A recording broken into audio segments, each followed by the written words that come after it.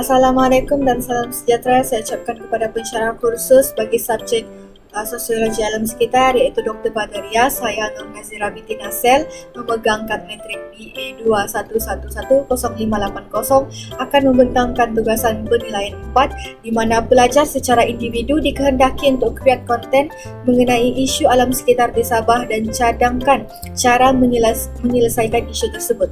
Isu yang saya ketengahkan di sini adalah isu pencemaran bunyi, di mana lokasi yang saya ingin ketengahkan dalam pembentangan ini adalah laluan di sepanjang UMS Sepanggar sehingga ke Kota Kinabalu.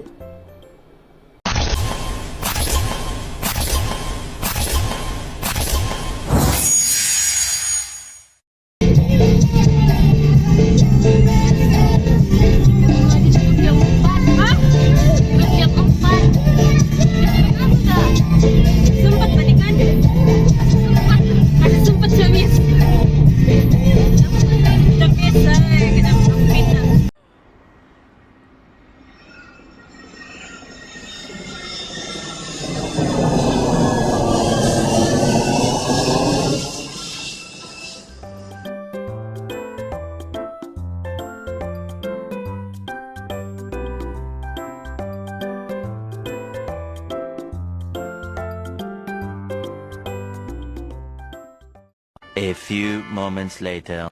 Halo guys, kamu tahu apa itu pencemaran? Pencemaran ini ada banyak jenis, termasuklah pencemaran bunyi. Kamu dengar kata? Kita sebagai manusia, kita hanya boleh dengar maka mulut dan sebel tak tahu. Ya, lebih daripada itu boleh menyebabkan kepukakan. So, mari kita lihat apakah punca-punca yang menyebabkan punca pencemaran itu boleh berlaku. Mari guys. Pencemaran bunyi berpunca daripada dua sumber utama. Pertama adalah sumber semula jadi seperti bunyi guru, bunyi air terjun mengalir dan bunyi haiwan. Tetapi kebanyakan bunyi semula jadi yang dihasilkan banyak memberi kebaikan kepada pendengar berbanding keburukan. Contohnya bunyi cengkerik, bunyi ombak membadai dan bunyi air terjun menghempas. Kerana bunyi ini walaupun kadang-kadang agak kuat tetapi dapat menenangkan jiwa dan mental seseorang. Lain pula ceritanya bagi bunyi yang dibuat oleh manusia. Sebenarnya, punca utama masalah pencemaran bunyi berlaku adalah sikap masyarakat sendiri. Masyarakat sering mementingkan diri sendiri daripada menjaga kedamaian masyarakat. Sesetengah orang suka membuka radio, TV dan alat hiburan yang lain dengan sangat kuat sehingga mengganggu orang lain. Ada pula yang bercakap dengan nada yang agak tinggi. Walaupun perkara ini agak remeh, tetapi sebenarnya perkara ini adalah punca utama yang menghasilkan pencemaran bunyi tersebut. Berikut adalah beberapa contoh pencemaran bunyi yang dihasilkan oleh kegiatan manusia yang sememangnya tidak digemari oleh majoriti masyarakat. Jadi guys, ini adalah laluan di sepanjang flyover Universiti Malaysia Sabah yang berhadapan dengan Universiti Malaysia Sabah, di mana di sini jelas berlakunya pencemaran bunyi lah, dan that's why kita nampak di persekitarannya pun tidak ada sebarang penempatan ataupun tempat manusia berhimpun.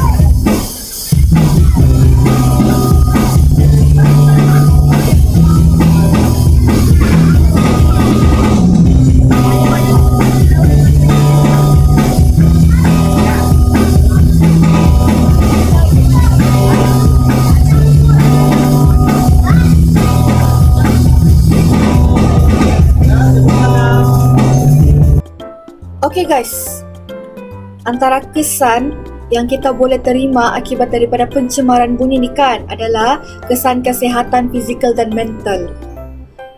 Sebabnya, apa sebabnya? Kita sebagai manusia akan mengalami masalah pendengaran. Misalnya apabila organ telinga menerima kesan daripada bunyi yang sangat kuat ataupun yang berlarutan.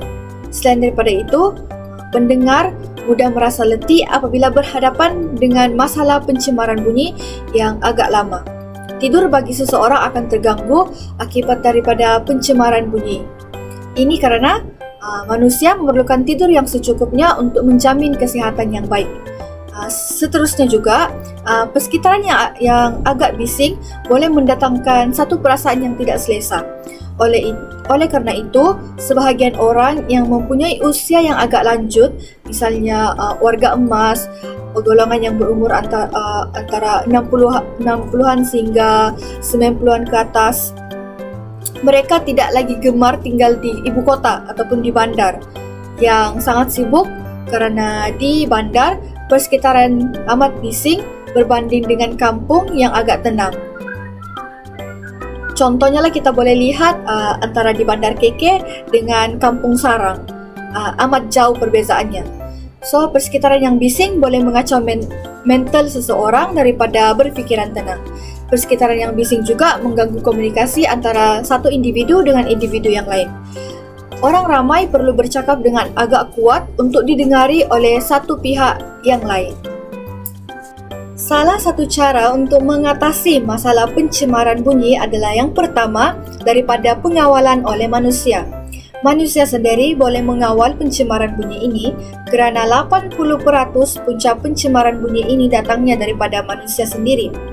Pengeluar kenderaan perlulah memikirkan pengeluaran kenderaan yang enjinnya lebih senyap dan mesra alam. Selain itu, masyarakat juga perlulah memainkan peranan dengan cuba menghormati orang lain dalam aspek mengawal bunyi yang digunakan untuk tidak mengganggu orang lain. Seterusnya, cara yang kedua adalah melalui penguatkuasaan undang-undang. Kerajaan perlulah memainkan peranan dengan menguatkuasakan undang-undang terhadap sesiapa sahaja yang menyumbang ke arah pencemaran bunyi ini. Kerajaan perlulah menetapkan syarat kepada kontraktor binaan supaya tidak melakukan aktiviti pembinaan pada waktu malam. Ini kerana pada waktu malam, masyarakat memerlukan rehat secukupnya dan jika ada bunyi bising, masyarakat tidak dapat tidur dengan nyenyak.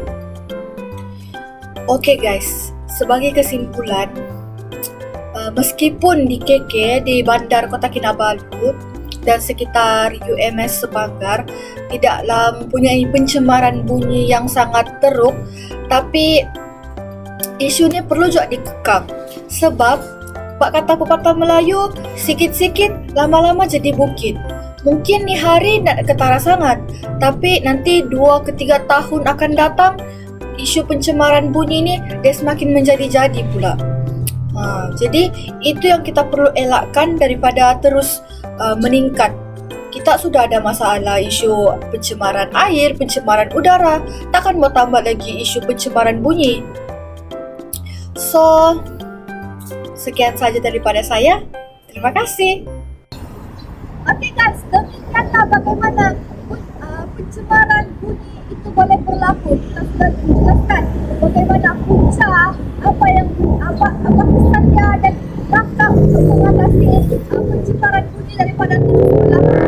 Namun hakikatnya kita tidak boleh memperhatikan 100% pencemaran bunyi itu berlaku. Kerana pencemaran bunyi itu berlaku disebabkan oleh kita sendiri. Namun, pencemaran bunyi kita boleh kurangkan untuk kesejahteraan sejagat.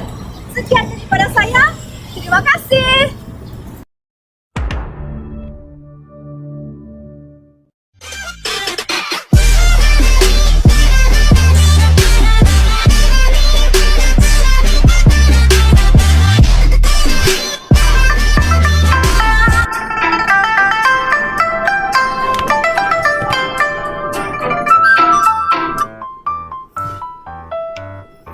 Halo.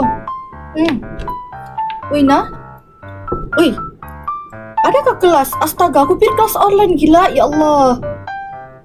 Ya Allah, kejap. Apa, aku gerak. Okey.